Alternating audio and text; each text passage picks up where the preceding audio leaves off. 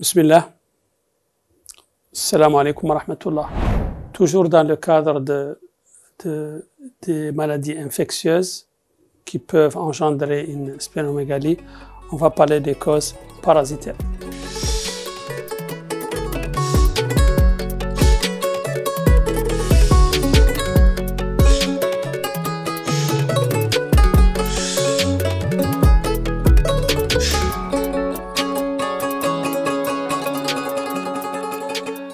Donc les causes parasitaires de la splénomégalie, essentiellement le paludisme dans sa forme aiguë.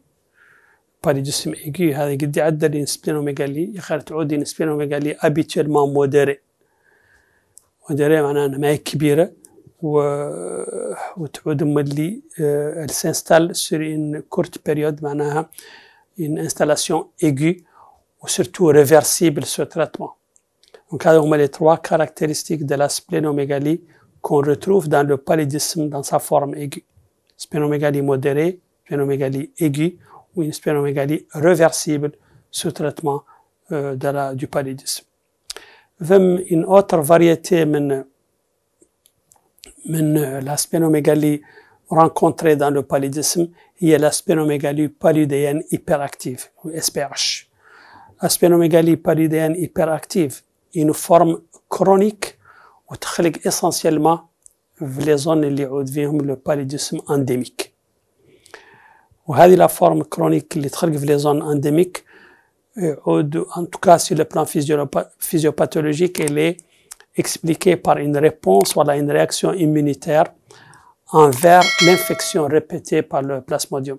Le plasmodium, comme on est dans une zone endémique, le patient il est exposé à des infections multiples ou répétées.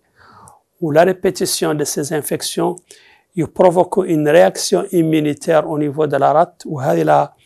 La réaction immunitaire elle تعود مسؤولة عن cette splénomégalie paludéenne hyperactive.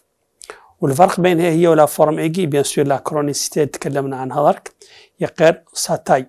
La splénomégalie هون تعود une splénomégalie massive ou تعود persistante. Persistante معناها elle reste pendant plusieurs mois voire plusieurs années. هذا واحد من الفروق. الفرق الآخر أن الفم تعود accompagné مع une anomalie biologique qui est l'augmentation des IgM polyclonales, les gamma-globulines polyclonales de type IgM. هذا une particularité de la splénomégalie paludéenne hyperactive. وأخيرا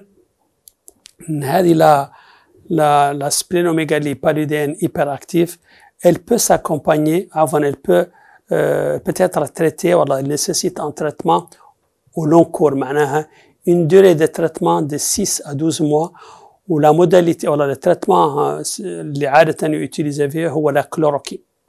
La chloroquine n'est plus utilisée dans le traitement de la forme aiguë, en tout cas curative de l'accès paludistique. Il utilisons comme traitement au long terme, 6 à 12 mois, de la splénomégalie paludéenne hyperactive. C'est la forme de la splénomégalie paludéenne.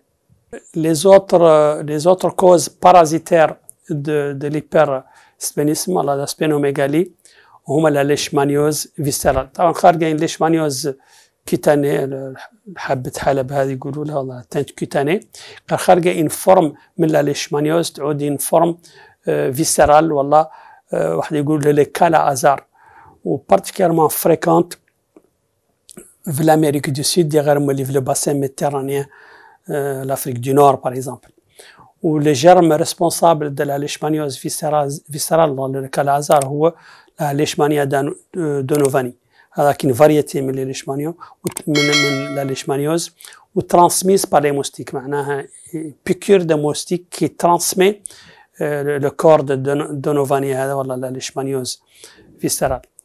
La splénomégalie dans la leishmaniose viscérale تعود معها une splénomégalie massive, énorme. عادة تعود تحت شور la fosse iliaque. Ou elle peut s'accompagner aussi d'une hépatomégalie. Elle s'accompagne, elle se manifeste par une fièvre prolongée ou une pancytopénie. Le traitement spécifique de la leishmaniose viscérale, dans le cas Lazare, c'est le stiboglyconate de sodium, son nom commercial dans le Pentostam. la leishmaniose viscérale sans traitement est une maladie mortelle dans la majorité des cas. Assalamu alaikum wa rahmatullah.